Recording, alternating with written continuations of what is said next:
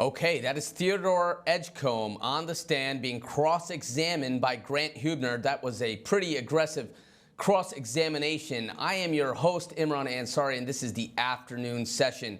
And we are covering the trial of Theodore Edgecomb, and it's been sort of fireworks in the courtroom with him taking the stand on his defense. There is a justification defense in this case, testifying on his own behalf.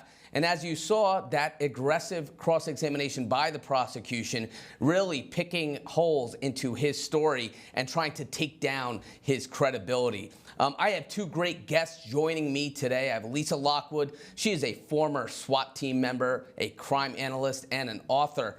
I also have Mr. Tim Panic. He is a criminal defense attorney out of Florida. Thank you both for joining me. I want to get your reaction on this. I'm going to start with you, Lisa.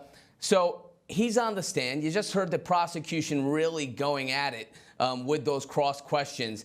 And on the top of the hour, we started out with cross-examination questions regarding his flight. And I think that the prosecution was really going to establish this notion of consciousness of guilt. Lisa, what is the legal concept, if you will, of consciousness of guilt, and why is it important for the prosecution to get those points out from Edgecomb before this jury? Yeah, so what the goal was to show that he knew what he did was wrong and he was fleeing in order to prevent being arrested and prosecuted for a crime. Why do people flee?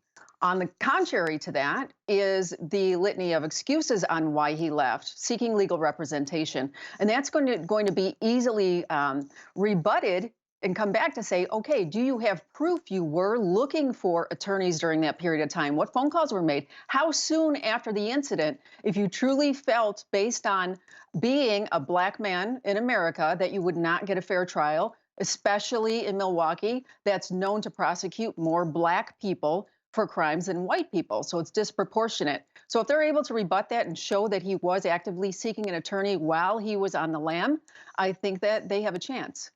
Okay, so the jury is going to be brought back into court, but there was a motion made by the defense for a mistrial, basically arguing that the prosecution went improperly into collateral matters, other cases that Edgecomb had. But the judge denied that motion, saying, well, the door was open through Edgecomb's own testimony. Lisa, what do you think about this? You know, it's always a danger that someone's going to testify regarding maybe matters that were precluded, you know, in a motion in limine or something like that prior to the trial, but then the door is open. Do you think the judge got it right? I do. I mean, prosecution always wants to do their best to try to get that back information into the courtroom. We've seen that with the Derek Chauvin case and incidents of him using use of force and having multiple reprimands. So it's important, it's useful for the prosecution. But again, now we have a situation where the defendant actually did open the door for it. And even though it didn't say whether it was a felony, gun charges, or misdemeanors, we didn't know, we weren't aware, but the door was open that he had two pending cases.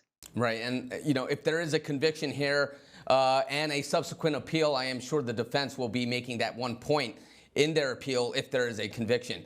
We're going to go back live into court. Edgecomb is back on the stand, and there's redirect by his attorneys. Let's take a look.